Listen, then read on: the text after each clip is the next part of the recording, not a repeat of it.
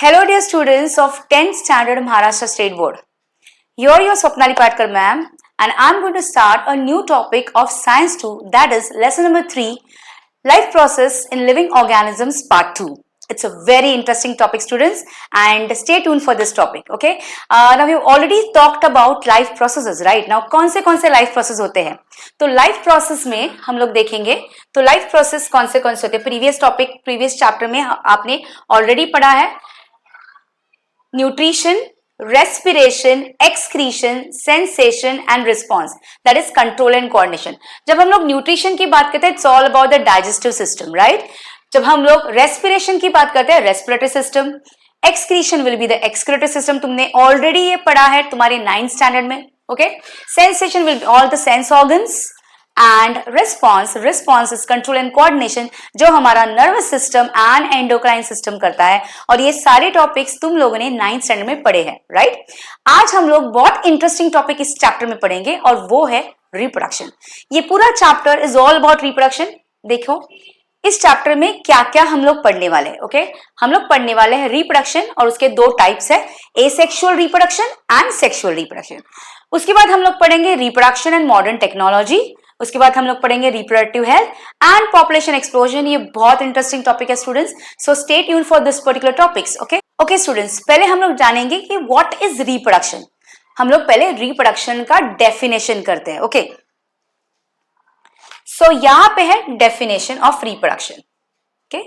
Formation of new organism of same species bye earlier existing organism is called reproduction, okay. चलो मैं इसके लिए तुमको मार्क करके देती हूं, ठीक है. देखो ये वाला जो होगा ये तुम्हारा डेफिनेशन होगा रिप्रोडक्शन के लिए. तो if it is a 1 sentence question या 1 sentence fill in the blank है तो उसमें तुम लोग ये डेफिनेशन बाय हार्ट करोगे. Formation of new organism of same species, okay. एक ही टाइप के ऑर्गेनिज्म, जैसे अगर हम लोग ह्यूमन बीइंग बोलते हैं तो ह्यूमन बेबीज को फॉर्म करते हैं, राइट. जब हम लोग बात करते हैं कैट की तो वो किटन्स को फॉर्म करती है. Not only about animals, even अगर हम लोग ने मैंगो सीड लिए है तो मैंगो सीड को अगर हम लोग सॉइल में सो करते हैं तो मैंगो ट्री आता है, वो भी एक टाइप का रिप्रोडक्शन हुआ, right. So formation of new organism of same species bye earlier existing organism is called reproduction, ठीक है. Reproduction is one of the various important characters of living organisms. It is also one of the various reasons responsible for evolution of each species, isn't it. अगर reproduction नहीं होगा तो क्या होगा? अगर reproduction नहीं होगा तो जो स्पीशीज है वो एक्सटिंक्ट हो जाएंगे, राइट. इवोल्यूशन ही नहीं होगा, इजंट इट. अगर हम लोग लेट्स से कि ह्यूमन बीइंग का पूरा रिप्रोडक्शन स्टॉप होगा तो जितने ह्यूमन बीइंग्स अभी है उतने ही रहेंगे. एक टाइम ऐसा आएगा कि जितने ह्यूमन बीइंग्स है उसके बाद वो सारे ऑर्गेनिजम्स मर जाएंगे, पूरा ह्यूमन जाति ह्यूमन स्पीशीज ही नष्ट हो जाएगा. There won't be any single human being and for that reason reproduction is very much essential, ठीक है. In living organisms reproduction occurs mainly by 2 methods. Reproduction 2 method से होता है. कौन से 2 मेथड है? एक है एसेक्सुअल रिप्रोडक्शन एंड दूसरा है सेक्सुअल रिप्रोडक्शन. सो 2 टाइप के रिप्रोडक्शन है, एक है एसेक्सुअल एंड दूसरा है सेक्सुअल. अभी हम लोग स्टार्ट करते हैं एसेक्सुअल रिप्रोडक्शन के बारे में, ठीक है. ओके स्टूडेंट्स, तो अभी हम लोग स्टार्ट करते हैं असेक्सुअल रिप्रोडक्शन के बारे में, okay. Now what is asexual reproduction? Process of formation of new organism by an organism of same species without involvement of gametes. जहां पे gametes involved ही नहीं है, ओके. यहाँ पे सिर्फ एक ही पैरेंट इन्वॉल्व होता है. फॉर एग्जाम्पल अगर हम लोग बात करते हैं एक बैक्टीरिया की, एक बैक्टीरिया 1 से 2 बनता है, ये असेक्सुअल रिप्रोडक्शन. ना यहाँ पे मेल है ना यहाँ पे फीमेल है, ना यहाँ पे मदर है ना यहाँ पे फादर है, okay. It is just a single organism, okay. So what is the definition of asexual reproduction? So ये हुआ definition of asexual reproduction. Okay, एक मिनट मैं पहले, okay. Process of formation of new organism by an organism of same species without involvement of gamete is called asexual. Now this is very important, without involvement of gamete, without, okay. जहां पे gametes involve ही नहीं है वो reproduction होगा asexual reproduction. So you have to by heart this definition. ये definitions जो होते हैं वो आपको बाय हार्ट करने पड़ेंगे, okay. So formation of new organism by an organism of the same species without involvement of gamete is called asexual reproduction. ठीक है, ये तुम बाहर करोगे. ठीक है. Now, as this reproduction does not involve union of two different gametes, the new organism has genetic similarity. अभी बताओ मुझे, अगर एक ही पेरेंट होगा, एक बैक्टीरिया से दो बैक्टीरिया बन रहे डिवाइड होके, तो वहां पे सेम जेनेटिक मेकअप, क्योंकि वही जीन्स वही डीएनए एक से दो में जाएगा. So they will be clones of each other. You know, clones बोलते हैं एकदम ditto same, genetically similar. Okay, so as this reproduction does not involve union of two different gametes, the new organism has exact genetic similarity with the reproducing organism. This is uniparental reproduction. Uniparental मतलब क्या? uni मतलब एक ही parent है, ना यहाँ पे mail है ना यहाँ पे फीमेल है. ओके, ना मदर ना फादर, सिर्फ एक ऑर्गेनिज्म से एक से दो बन रहा है, या एक से मैनी भी बन सकता है. हाँ, सिर्फ दो नहीं होता है, कभी कभी एक से मैनी भी बनता है. ठीक है, हम लोग आगे पढ़ेंगे वो. And it occurs by mitotic cell division. चलो बच्चों, तुमको ऑलरेडी मालूम है माइटोसिस एंड मियोसिस. माइटोसिस में क्या होता है कि एक सेल डिवाइड होकर दो सेल्स बनते हैं, उसमें सेम अमाउंट ऑफ डीएनए रहता है, यहाँ पे जेनेटिक मेकअप चेंज नहीं होगा, same genes. Okay, genes is DNA. Absence of genetic recombination is a drawback. Drawback क्या है, इसका नेगेटिव पॉइंट क्या है? ओके, इसका नेगेटिव पॉइंट है कि absence of genetic recombination. Genetic recombination नहीं हो रहा है तो न्यू जीन्स नहीं बनेंगे. ओके, न्यू स्पीशीज नहीं होगी. असेक्सुअल रिप्रोडक्शन से इवोल्यूशन नहीं होता है. इवोल्यूशन होता है वो सेक्सुअल रिप्रोडक्शन से होता है, बिकॉज न्यू जीन्स बनते हैं. यहाँ पे इसका ड्रॉबैक ये है कि सेम जीन्स आगे आगे जाएंगे, कोई चेंज नहीं होने वाला. It will be the ditto same clones ही होंगे. ठीक है, whereas fast process is an advantage of this reproductive method. fast process बहुत क्विकली होता है. जैसे अगर मैं बात करूं, एक बैक्टीरिया है ई कोलाई, एसर्शिया कोलाई. तुमको मालूम है बच्चों, ये एक बैक्टीरिया एक से दो होने के लिए सिर्फ 20 मिनट लगता है. Only 20 minutes this bacteria reproduce from 1 E coli into 2 E coli, just 20 minutes. Okay, so ये है इंट्रोडक्शन अबाउट एसेक्सुअल रिप्रोडक्शन. ठीक है.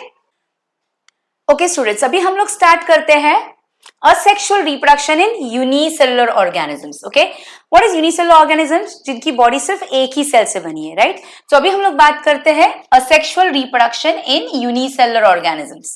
Okay, now इधर एक एक्टिविटी दी है उन्होंने. Take a conical flask and collect the water in it from a pond having stagnant water. Now you know pond is not a flowing water. Pond में पानी एक ही जगह पे रहता है. एक ही जगह पे रहने वाले पानी को stagnant water बोलते हैं. जैसे लेक्स होते हैं, ponds होते हैं, वेल होता है. ओके, अगर हम लोग बात करते हैं रिवर की, तो रिवर ये फ्लोइंग वाटर है. स्ट्रीम्स, रिवर्स, वाटर फ्लो ये फ्लोइंग है. हम लोग को कौन सा पानी चाहिए? स्टैग्नेंट. तो एक पॉन्ड का पानी लेना है. So take a water from the pond, add some aquatic plants, उसमें थोड़े से वीट ग्रेन्स ऐड करो and keep it for 3 to 4 days. Very simple है. एक पॉन्ड से पानी लेना है, उसमें थोड़ा सा उसका एक्वाटिक प्लांट्स होंगे वो ऐड करना है, और थोड़े से गेहूं के दाने, ओके, वीट ग्रेन्स डालना है 3 to 4 days, so that wheat grains and that plant will decompose. Okay, decompose होने के बाद क्या करना है? On the 4th day take a glass slide and put a drop of that water over it and carefully put a cover slip on that drop and observe under the compound microscope. Very simple procedure. Pond water लेना है, उसमें थोड़े aquatic plants डालने हैं, उसमें wheat grains डालना है, और कितने दिन रखना है? 3 to 4 days रखना है. Next, that is after 4 days, you take that drop of water on a slide, put a cover slip and observe under the compound microscope. अभी क्या दिखेगा? Okay, you will see many paramecia performing the binary fission. तुम लोग उस पानी में क्या देखोगे? You will be able to see many paramecia performing binary fission. Now we are talking about a topic asexual reproduction in unicellular organism, और उसमें हम लोग टॉपिक करेंगे बाइनरी फिशन. बाइनरी फिशन ये टॉपिक का नाम है. मैंने टॉपिक बाद में बोला है तुमको समझाने के लिए कि बाइनरी का मतलब होता है दो, एक से दो बनते हैं. ठीक है, सो यहां पे यू सी दिस, जैसे अभी यहां पे एग्जांपल है सिंपल, सॉरी, देखो यहां पे एक पेरेंट अमीबा है. देखो ये यहां से स्प्लिट हो रहा है. और एक बात तुमको अच्छे से मालूम है कि हमेशा सेल डिवीजन में न्यूक्लियस पहले डिवाइड होता है, बाद में साइटोप्लाज्म. तो देखो यहाँ पे स्लोली न्यूक्लियस डिवाइड हो रहा है. न्यूक्लियस का डिवीजन हुआ, बाद में कॉन्स्ट्रिक्शन हो रहा है एंड देन 2 सेल्स बन रहे हैं। ओके, नाउ यहां पे देखो इसको बोलते हैं simple binary fission. Now even in paramecia you will see there is a binary fission, 1 से 2 बन गए। इवन इन यूग्लिना यहां से भी 1 से 2 बने। Now what is happening here, can you see there is a difference, 1 से 2 बन रहे हैं, अमीबा में भी बन रहे हैं, पैरामेशियम में भी बन रहे हैं एंड यूग्लिना में भी बन रहे हैं, लेकिन क्या डिफरेंस है? Okay, now see axis of fission, that is division, is different in different protist. This is very important, huh? Okay, axis of fission and division is different in different protist. Amoeba divides in any plane due to lack of specific shape. You know, amoeba is shapeless. Amoeba has a amoeboid shape. हम लोग amoeboid shape मतलब shapeless. So amoeba कोई shape नहीं होता है, right? So यहाँ पे amoeba किसी भी plane से divide होता है, इसलिए इसको simple binary fission बोलते हैं। ठीक है, इसको क्या बोलते हैं? simple। जैसे अभी हम लोग ने बेटा just देखो कि यहाँ पे देखो कोई शेप ही नहीं, कहीं से भी वो यहां से कहीं से भी 1 से 2 बनेगा, लेकिन हमेशा न्यूक्लियस पहले डिवाइड होगा। ठीक है, तो ये है सिंपल बाइनरी फिशन।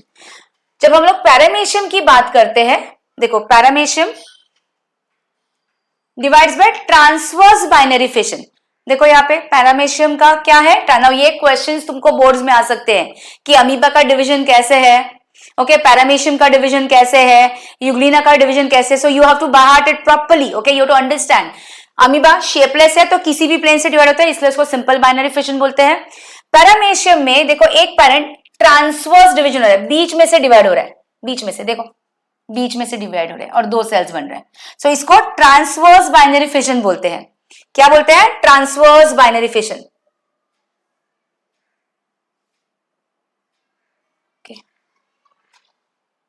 मैं यहाँ पे तुम लोग के लिए अंडरलाइन कराती हूँ, देखो ध्यान दो। Okay, simple binary fission in amoeba, transverse binary fission in paramecium. अभी हम लोग बात करते हैं यूग्लिना की। यूग्लिना में लॉन्जिट्यूडनल बाइनरी फिशन है। देखो लुक एट यूग्लिना, ये ऊपर से नीचे ऐसे डिवाइड हो रहा है, देखो यहां से, देखो देखो, सी इट इज ऊपर से नीचे। सो अगर वो ऊपर से नीचे डिवाइड हो रहा है उसको हम लोग लॉन्जिट्यूडनल बाइनरी फिशन बोलते हैं, जो यूग्लिना में होता है। So come on, let's revise. Binary fission में एक ऑर्गेनिज्म से 2 बनते हैं। हम लोग यूनिसेलुलर ऑर्गेनिजम्स की बात कर रहे हैं, इसमें 3 एग्जांपल्स लिए हैं, एक है अमीबा, दूसरा है पैरामेशियम, तीसरा है Euglena. Come on recall, amoeba से क्या होता है? अमीबा में जो बाइनरी फिशन है उसको हम लोग बोलते हैं सिंपल बाइनरी फिशन। पैरामेशियम में क्या होता है? Transverse binary fission. And come on recall, Euglena में क्या होता है? Longitudinal binary fission. Okay, so ये याद रहेगा, ये वेरी इंपॉर्टेंट, ये तुम लोग को आ सकता है फिल इन द ब्लैंक में, ट्रू और फॉल्स में, कोई भी क्वेश्चंस में आ सकता है, 1 सेंटेंस क्वेश्चन में आ सकता है। सो प्लीज ये याद रखिए, ठीक है students. Okay, let me clean this.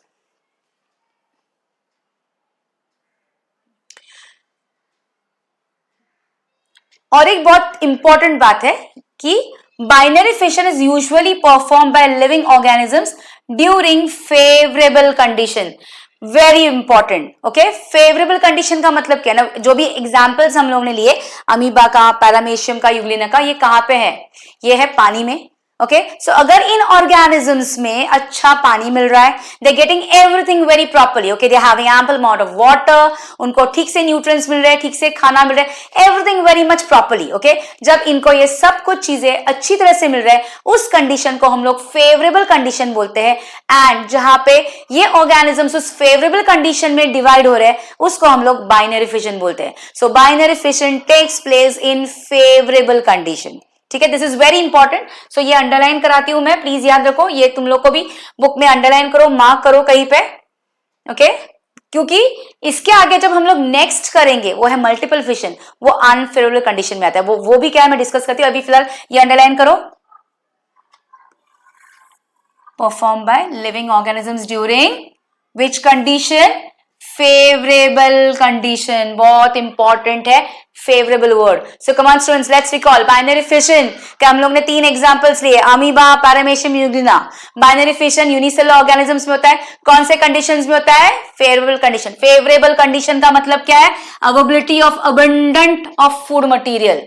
Favourable मतलब फूड मटेरियल बहुत अच्छे से अवेलेबल है, और इसमें बाइनरी फिशन जो अमीबा में हो रहा है वो है सिंपल, पैरामेशियम में ट्रांसवर्स, यूग्लिना में लॉन्जिट्यूडनल। यस, रिकॉल हुआ, बाय हार्ट हुआ, please keep track, okay, underline करते रहो, अंडरलाइन करते रहो, ओके। अभी हम लोग जाते हैं नेक्स्ट पे, और वो है मल्टीपल फिशन। अभी मैंने तुमको बोला था, क्या बोला था कि फेवरेबल जो हो रहा है वो किसमें हो रहा है, बाइनरी फिशन, लेकिन जब हम लोग बात करते हैं अनफेवरेबल कंडीशंस की तो वो होता है मल्टीपल फिशन। ठीक है, पहले मैं इसको रब कर।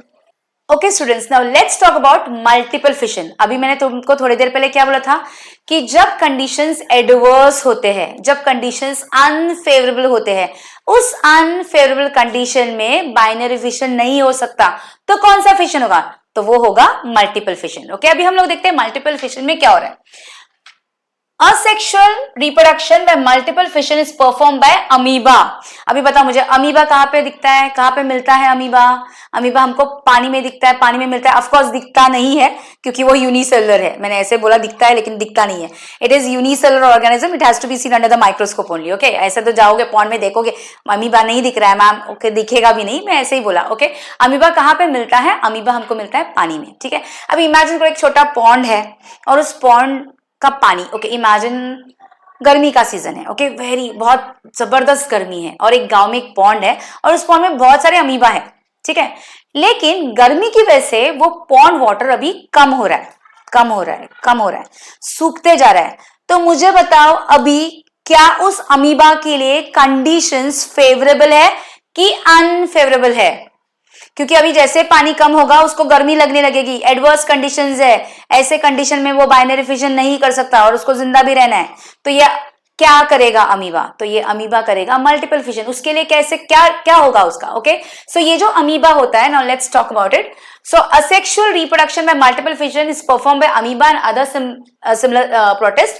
Amoeba stops the formation of pseudopodia and thereby movement wherever there is a lack of food or any other type of adverse condition. देखो adverse condition बोला है यहाँ पे। It becomes rounded and forms a protective covering around the plasma membrane. Such encysted amoeba or any other protist is called as cyst. Okay? Now look at this particular diagram. यहाँ पे देखो, okay? जैसे मैं अभी तुमको example दे रही थी कि एक पॉन्ड वाटर है और उस पॉन्ड वाटर का पानी सूख रहा है। अगर उस पॉन्ड वाटर का पानी सूख रहा है, इसका मतलब उस कंडीशंस एडवर्स हो गए, अनफेवरेबल हो गए। ऐसे कंडीशन में ये अमीबा, इमेजिन मैं वो अमीबा हूं, ओके, ओ गॉड बहुत गर्मी लग रही है, क्या करूं मैं? तो मैं इमीडिएटली मेरे आजू बाजू में एक कवरिंग, क्योंकि मैं अभी सूडोपोडिया नहीं कर सकती, मैं मूवमेंट नहीं कर सकती, मुझे बहुत तेज गर्मी लग रही है, मुझे फूड भी नहीं मिल रहा है क्योंकि पानी सूख रहा है, तो मैं मेरे आजू बाजू में एक कवरिंग फॉर्म करूंगी और उस कवरिंग को मैं बोलूंगी सिस्ट। क्या बोलूंगी? सिस्ट। ओके, अभी मैं बनूंगी एनसिस्टेड अमीबा, मतलब इस सिस्ट के बाद इस कवरिंग के अंदर मैं अभी डॉर्मेंट हो गई, मर नहीं गई हूं, हाँ प्लीज अंडरस्टैंड, मैं डॉर्मेंट हो गई हूं, आई एम स्लीपिंग, बट मेरा जो मेटाबॉलिज्म है वो चल रहा है। अभी लेट्स से कि पूरा अप्रैल मई मंथ वो पॉन्ड सूख गया, ठीक है, वो पॉन्ड पूरा सूख गया है, अभी मैं तो उसमें भी जिंदा हूं। नाउ इट्स जून, अभी ये जून आ गया, मिड ऑफ जून आ गया और थोड़े से बारिश आने लगी, वापस वो पॉन्ड में पानी आ गया। Come on tell me, conditions क्या होगा? फेवरेबल, मेरे को कंडीशंस, वापस पानी आ गया, आई एम सो हैप्पी, क्योंकि कंडीशंस, मैं अभी अमीबा हुआ, स्वप्नाली मिस नहीं हूं, मैं अमीबा हूं। ओके, तो मेरा जो कवरिंग है मैं एंसेस्टेड अमीबा हूं, कंडीशंस फेवरेबल हो गया, मैं मेरा सिस्ट ब्रेक करूंगी, लेकिन उसके अंदर मैंने बहुत सारे छोटे छोटे अमीब्यूले बने, मैं छोटे छोटे अमीब्यूले बने। ओके, सो यहाँ पे देखो ये डायग्राम, ये मैं थी, मैंने बाजू में एक सिस्ट फॉर्म हुआ, अंदर मेरा रिप्रोडक्शन हो रहा है, यू कैन सी दैट, ये अमीबा रिप्रोड्यूस हो रहा है और ये बहुत से डॉटर अमीबा फॉर्म हो गए। Can you see that? Okay, so parent amoeba के आजू बाजू में ये सिस्ट फॉर्म होता है, इसको एनसिस्टेड अमीबा बोलते हैं। उसके अंदर ये पर्टिकुलर अमीबा डिवाइड होके बहुत सारे डॉटर अमीबा बनते हैं। जैसे ही कंडीशंस फेवरेबल हो गया, वो सिस्ट ब्रेक होता है एंड ये डॉटर अमीबा बाहर निकलते हैं और वापस पानी में जाते हैं। अभी बताओ मुझे, यहाँ पे एक अमीबा था और यहाँ पे बहुत से डॉटर अमीबा बन गए। सो एक ऑर्गेनिज्म डिवाइड होके बहुत सारे बनते हैं, इसको हम लोग मल्टीपल फिशन बोलते हैं। तो come on recall, binary fission favourable condition and multiple fission के लिए कंडीशंस कैसे है? अनफेवरेबल। तो ये हुआ फॉर द यूनिसेलुलर ऑर्गेनिजम्स। ठीक है स्टूडेंट्स, अभी हम लोग स्टार्ट करते हैं दूसरा मेथड असेक्सुअल रिप्रोडक्शन का, और वो है बडिंग। एंड बडिंग के लिए बहुत अच्छा एग्जांपल है budding of east. Okay, so you will see the yeast cells perform budding. Okay, अभी हम लोग को मालूम है कि budding जो होता है वो yeast, you can see this diagram, यहाँ पे parent yeast cell है और यहाँ पे ये particular yeast cell का एक bulge हो रहा है, एक छोटा सा bud form हो रहा है, वही bud बड़ा हो रहा है. Okay, you can see, और वो bud आगे आगे बढ़ता है, उसका bud, so this is many daughter yeast are forming. Okay, yeast cell produces two daughter nuclei by mitotic division so as to reproduce by budding. This yeast is called as a parent cell. तो ये yeast जो एक bulge form किया, ये एक parent cell है. A small bulge appears on the surface of the parent cell. This bulge is actually a bud. ये जो bulge हुआ है उसको क्या बोलते हैं हम लोग? bud. ठीक है?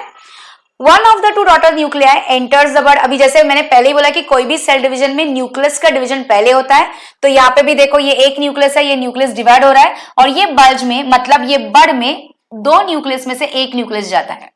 ओके, उसके बाद साइटोप्लाज्म कॉन्स्ट्रिक्शन होता है और दो सेल्स बन जाते हैं. ठीक है, after sufficient growth bud separates from the parent cell and starts to live independently as a daughter yeast cell. तो यू कैन सी हियर, फिर यहाँ पे कॉन्स्ट्रिक्शन हुआ, ये न्यू सेल बना, फिर ये आगे बढ़ेगा, इसका cell, this is called budding. Very simple. तो budding is seen in which organism? Yeast. ठीक है. ओके स्टूडेंट्स, अभी हम लोग बात करते हैं asexual reproduction in multicellular organisms. अभी तक हम लोगों ने असेक्सुअल रिप्रोडक्शन किया था यूनिसेलुलर ऑर्गेनिजम्स में. अभी हम लोग बात करते हैं asexual reproduction in multicellular organisms. ठीक है, उसमें पहला है fragmentation. Let's talk about fragmentation. This type of asexual reproduction occurs in multicellular organisms. अभी इसका एग्जाम्पल तुम देखोगे तो इसका एग्जाम्पल है spirogyra and sponges like साइकॉन. Okay, ये एग्जाम्पल्स बच्चों तुमको बाय हार्ट करने पड़ेंगे because it's our state board and इसके बहुत सारे examples. And please don't forget, spelling mistakes नहीं होनी चाहिए, तुमको स्पेलिंग्स प्रॉपर्ली बाय हार्ट करना चाहिए. ठीक है, तो let me underline it. Multicellular organisms में एग्जाम्पल है spirogyra and sponges like साइकॉन. Okay, algae like Spirogyra and sponges like Saicon. Okay, in this type of reproduction the body of a parent organism breaks up into many fragments and each fragment starts to live as an independent new organism. Please understand this. Okay, in this type of reproduction the body of the parent organism breaks into many fragments. You can see here, यहाँ पे example, यहाँ पे एक Spirogyra है, ये एक parent है, यहाँ से break हुआ और यहाँ पे दो स्पायरोगायरा बने, फिर ये दो अपना इंडिपेंडेंटली अपना एक लाइफ चालू करेंगे. ओके, सो एक से दो बने, यू नो कभी कभी दो से चार भी बन सकते हैं, या एक से, अगर मैं एक से यहाँ पे लेट्स से एक से चार टुकड़े हो गए तो वो चारों टुकड़े न्यू स्पायरोगायरा, चार न्यू स्पायरोगायरा बनेंगे. So this is called fragmentation. ठीक है, सो in this type of reproduction the body of a parent organism break into many fragments. अभी उन्होंने जैसे डायग्राम में एक से दो दिखा है, मैंने ऑलरेडी तुमको बोला जरूरी नहीं कि एक से दो ही हो, अगर एक से चार टुकड़े होते हैं तो चार स्पायरोगायरा बनेंगे. ठीक है, and each fragment starts to live as an independent new organism. This type of reproduction occurs in algae like Spirogyra and sponges like Saicon. Okay, whenever there is plenty of water and nutrients are available to Spirogyra. Plenty of water and nutrients, come on, condition क्या हो गए बच्चों? Favorable. ठीक है, its filaments grow up very fast and breaks into many small fragments. Each fragment starts to live independently as a new Spirogyra fiber. If the body of Saicon breaks up accidentally into many fragments, each fragment develops into new Saicon. Sponge होता है, sponge भी पानी के अंदर रहता है. Okay, and ये sponge का अगर लेट्स से कि sponge के 10 टुकड़े बन गए तो 10 न्यू sponge बनेंगे. That is called fragmentation and this is seen in multicellular organisms. ठीक है, रिकॉल करते हैं. यूनिसेलुलर ऑर्गेनिज्म में क्या था? फिजन. ओके, उसमें दो थे, बाइनरी फिजन जो फेवरेबल कंडीशन में हो रहा है, मल्टीपल फिजन जो अनफेवरेबल कंडीशन में हो रहा है, एडवर्स कंडीशन में हो रहा है. सेकंड था बडिंग जो अगेन फेवरेबल, उसका एग्जांपल क्या था? ईस्ट. ठीक है, अभी हम लोग कर रहे हैं मल्टीसेलुलर ऑर्गेनिजम्स की. मल्टीसेलुलर ऑर्गेनिजम्स में हम लोग ने पहले क्या किया? Fragmentation, example spirogyra and sponges like साइकॉन. Okay, जितने भी टुकड़े ब्रेक होंगे वो न्यू स्पायरोगायरा या न्यू साइकॉन बनेंगे. इजी है बच्चों. ठीक है, अभी हम लोग स्टार्ट करते हैं next part, that is called regeneration. Okay, have you heard about regeneration? Yes, heard. You know lizard का अगर टेल टूट जाए तो लिजर्ड न्यू टेल बनाती है. मालूम है तुम लोग को? नहीं मालूम? यस, अगर लिजर्ड उसकी अगर टेल टूट गई, उसकी जो पूंछ होती है वो टूट गई, तो lizard has a capability to regenerate new tail. Similarly even starfish, सुना है स्टारफिश? स्टारफिश के 5 आर्म्स होते हैं, अगर इवन इसका एक आर्म टूट गया ना तो वो वापस न्यू आर्म बना सकता है। क्या हम लोग बना सकते हैं? हमारा एक हाथ टूट गया तो न्यू हाथ नहीं, लेकिन हम लोग में भी रीजनरेशन होता है। हमारे नेल्स का, हमारे नेल्स रीजनरेट होते हैं, बाल रीजनरेट होते हैं, प्लीज अंडरस्टैंड दैट, राइट? सो यहाँ पे अभी हम लोग बात करते हैं रीजनरेशन की, ओके? लेकिन रीजनरेशन में अगर लिजर्ड का टेल रीजनरेट हो रहा है, स्टूडेंट्स, इट्स नॉट रिप्रोडक्शन। ये हमेशा याद रखना, हर रीजनरेशन रिप्रोडक्शन नहीं होता है। लिजर्ड का टेल न्यू बन रहा है, हमारे नाखून बन रहे हैं, या स्टारफिश का एक हाथ टूट गया, एक आर्म टूट गया तो न्यू आर्म बन रहा है, तो वो रिप्रोडक्शन हमेशा नहीं होता है। अभी हम लोग रीजनरेशन की बात करें in terms of reproduction, so let's talk about planaria, okay? You may know that the wall lizard breaks up and discards some part of its tail in emergency. Discarded part is regenerated after a period. This is an example of limited regeneration. However, under certain circumstances or certain situations, an animal like planaria breaks up its body into 2 parts and thereafter each part regenerates remaining part of the body and thus new planaria, 2 new planaria form. This is called regeneration. Very simple है इसमें, actually ये process कैसे होता है इसमें। Let's say कि ये planaria है, ये प्लेनेरिया का माउथ है और ये प्लेनेरिया का टेल रीजन है। दिस इज माउथ को हम लोग बोलते हैं एंटीरियर रीजन एंड टेल को पोस्टीरियर रीजन। सो नॉर्मली जब प्लेनेरिया रीजनरेट कर रहा है बाय एसेक्सुअल मेथड, मतलब यहाँ पे रीजनरेशन इज अ रिप्रोडक्शन। सो क्या होता है कि ये जो प्लेनेरिया है इसका पोस्टीरियर पार्ट होल्ड रहता है, okay? Anterior part is exerting a pull, ये पुल होता है, ऊपर ऊपर ऊपर जाता है और बीच में से टूट जाता है। तो यहाँ पे ऊपर वाला पार्ट अलग हो गया, नीचे वाला पार्ट अलग हो गया, बराबर है? ऊपर वाला पार्ट थोड़ी देर के बाद, मतलब ऊपर वाला पार्ट थोड़े दिन के बाद रीजनरेट करेगा नीचे वाला पार्ट, और नीचे वाला पार्ट रीजनरेट करेगा ऊपर वाला part. Now look at this particular thing, जैसे ये रीजनरेट, ये देखो टूट गया, फिर ये न्यू पार्ट बन रहा है।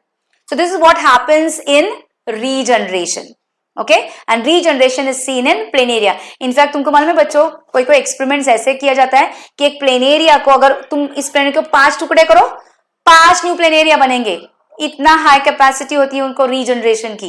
एक प्लेनेरिया के 10 टुकड़े करो, 10 प्लेनेरिया बनेंगे, इतना वो रीजनरेट करता है, ठीक है? This is what regeneration. Friends, अभी हम लोग नेक्स्ट टॉपिक स्टार्ट करते हैं, asexual reproduction in multicellular organisms का, और वो है budding.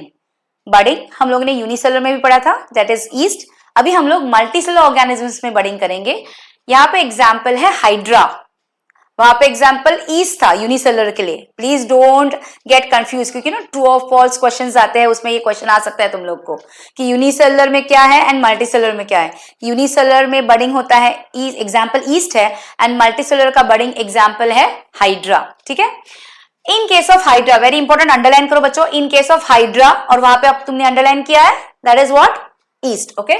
In case of Hydra, under favorable conditions at specific part of its body, an outgrowth is formed by repeated divisions of regenerative cells of the body wall. Now look at this diagram, very simple. ये Hydra है, इस Hydra में यहाँ पे एक bulge है, देखो यहाँ से ये सेकेंड, ये एक बर्ड फॉर्म हुआ, एंड ये बर्ड आगे डेवलप हो रहा है, देखो छोटा Hydra बन रहा है, फिर ये Hydra नीचे गिरेगा और it will fall down and it will form new Hydra, ठीक है?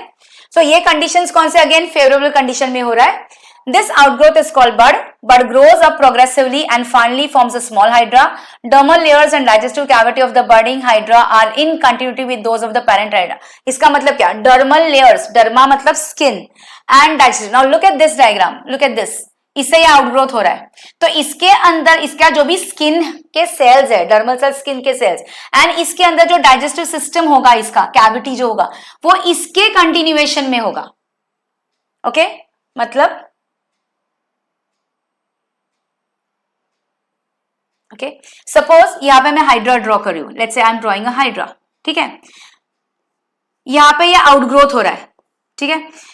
इसका जो कैविटी होगा डाइजेस्टिव सिस्टम का, ये इसके कैविटी के साथ कंटिन्यूएशन में होगा, मतलब इसका स्किन भी आ रहा है यहाँ पे, डर्मल सेल्स, और इसका डाइजेस्टिव सिस्टम भी आ रहा है, समझा? ये पेरेंट का dermal that is skin and उसका जो डाइजेस्टिव सिस्टम वो कंटिन्यूएशन में जाएगा डॉटर हाइड्रा में, दैट इज द बर्ड में, ठीक है? So dermal layers and digestive cavity, underline करो ये डर्मल लेयर्स एंड डर्मल का मीनिंग लिखो, that is the skin, okay. Skin मतलब हमारी स्किन होती है, लेकिन इसका ये डर्मल मतलब ये आउटर पार्ट को डर्मल लेयर्स बोलेंगे, ये डर्मल लेयर्स है ये वाला, ठीक है। So parent hydra supplies nourishment, that is nutrition, to the budding hydra. Budding hydra separates from the parent hydra and starts to lead an independent life when it grows up and becomes able to lead an independent life. Simple, okay? एक bird form हुआ, ये bird में ये continuation में है parent hydra के साथ, फिर वो नीचे गिरेगा और वो अपना न्यू लाइफ स्टार्ट करेगा. That is what budding. Budding of multicellular organism, that is example hydra. Again unicellular organism, that is east. ठीक है, समझ में आया budding? Okay, let me rub this, clean it up. Okay, okay. अभी हम लोग बात करते हैं again a very simple topic, that is vegetative propagation की. Vegetative propagation. Look at this diagram. Diagram देख के क्या समझ में आ रहा है? यहाँ पे तुम कुछ plants देख रहे हो, मतलब यहाँ पे प्लांट का पार्ट यूज हो रहा है न्यू प्लांट बनाने के लिए. प्लांट का पार्ट यूज हो रहा है. लाइक फॉर एग्जाम्पल, अगर मैं चलो मैं तुम्हारे किसी के घर पे आती हूँ और तुम्हारे गार्डन में बहुत अच्छा रोज प्लांट है और मैं चाहती हूँ कि ऐसा सेम रोज प्लांट इवन मेरे घर पे हो. ठीक है, तो मैं तुमको बोलती हूँ कि मुझे ना इसका एक स्टेम कटिंग दे दो, इसका एक छोटा सा स्टेम दे दो. तो तुम बोलोगे मैम क्यों चाहिए? बोलते कि मुझे तो यही प्लांट चाहिए, मेरे घर पे भी सेम चाहिए. तो मैं क्या करती हूँ, तुम्हारे एक रोज प्लांट का एक स्टेम लेती हूँ और वो स्टेम मैं मेरे घर पे जाके एक पॉट में लगाती हूँ. और कुछ दिनों के बाद, मतलब उसको स्टेम को अच्छे से फर्टिलाइजर वगैरह दे के, उसको अच्छे से पानी वगैरह दे के, कुछ दिनों के बाद वो स्टेम न्यू प्लांट बनता है, रोज प्लांट, और वो डिट्टो सेम होता है तुम्हारे घर के प्लांट के साथ. यहाँ पे मैंने क्या यूज किया? वो प्लांट का पार्ट यूज किया. तो जब प्लांट का पार्ट यूज हो रहा है न्यू प्लांट बनाने के लिए, उस रिप्रोडक्शन को हम लोग बोलते हैं वेजिटेटिव प्रोपोगेशन. पहले एक बेसिक आइडिया दी तुम लोग को कि क्या होता है vegetative propagation. Now let's talk about this. Reproduction in the plants with the help of vegetative parts like roots, stems, leaf and bud is called vegetative reproduction. मैंने तो अभी तुमको रोज का स्टेम बोला था, तो स्टेम भी आ गया यहाँ पे, right. Vegetative propagation in potatoes is perform with the help of eyes present on the tuber. Potato देखा ना, पोटैटो में छोटे छोटे बर्ड्स जैसे होते हैं, ओके, उसको आइज बोलते हैं. ओके, उसको क्या बोलते हैं? आइज.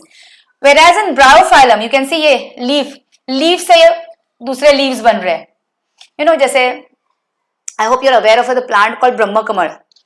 सुना है कभी ब्रह्म कमल प्लांट?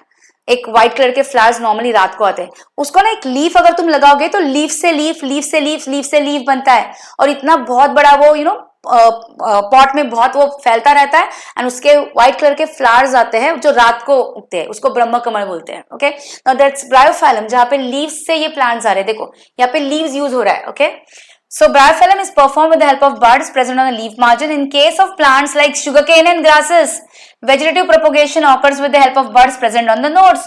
अभी जैसे महाराष्ट्र में तुलसी विवाह होता है. I don't know whether you are aware? Yes, okay. So तुलसी विवाह में ना शुगरकेन का स्टिक लगाया जाता है तुलसी के पौधे के साथ. और कभी कभी क्या होता है मन में, बहुत से लोगों, तुलसी विवाह हो गया, दिवाली हो गई, सब कुछ हो गया, और वो तुलसी के साथ वो शुगरकेन का जो स्टिक जो अंदर डाला है ना, वो वैसे ही रहता है.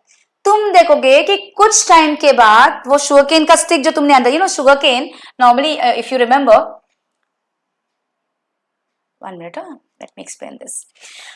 शुगरकेन में ऐसे लाइंस होते हैं. ठीक है, इमेजिन करो कि ये शुगरकेन जो तुलसी के पॉट में लगाया है वो इतना अंदर लगाया था और ऊपर यहाँ पे ऐसा स्टेम है.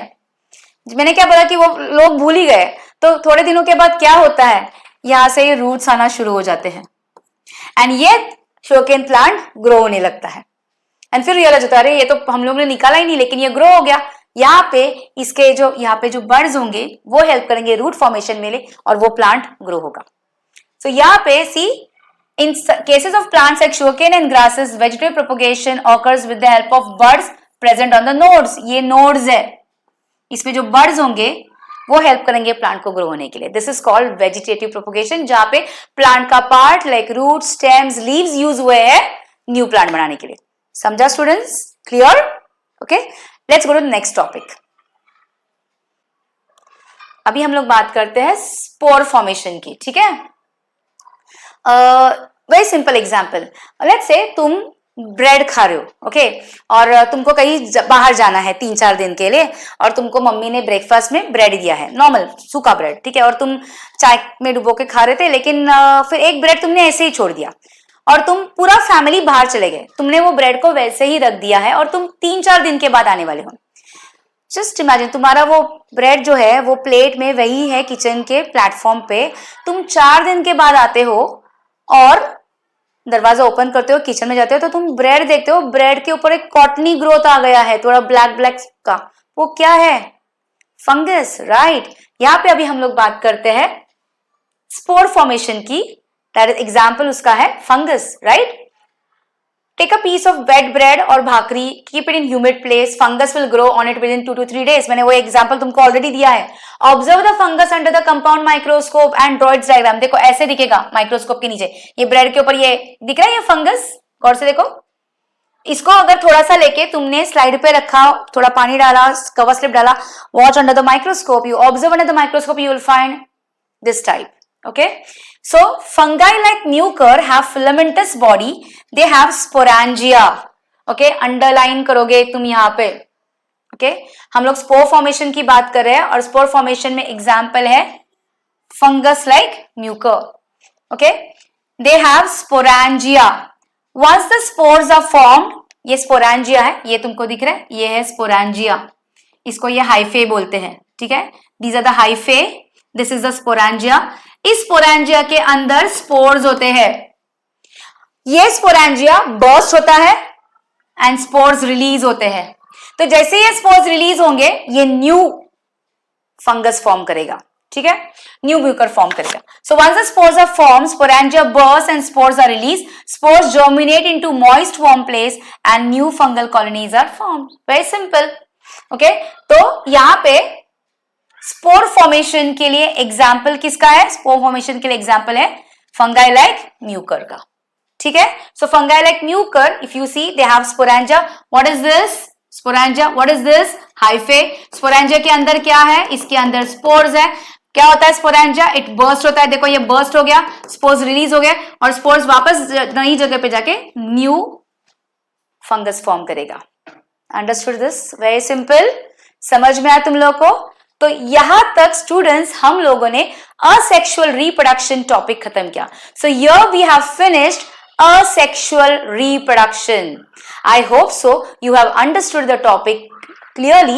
If not, please go through the video again and again and watch the video. Okay, you will understand it. Students, अगर आपको कहीं पे भी कुछ डिफिकल्टी लगती है, आपको कुछ समझ में नहीं आया है, तो आप कमेंट कीजिए, कमेंट बॉक्स में चेक करूंगी। अगर कोई भी डिफिकल्टी है, कोई भी नहीं समझा है, मैं उसका आंसर आपको जरूर दूंगी, ठीक है।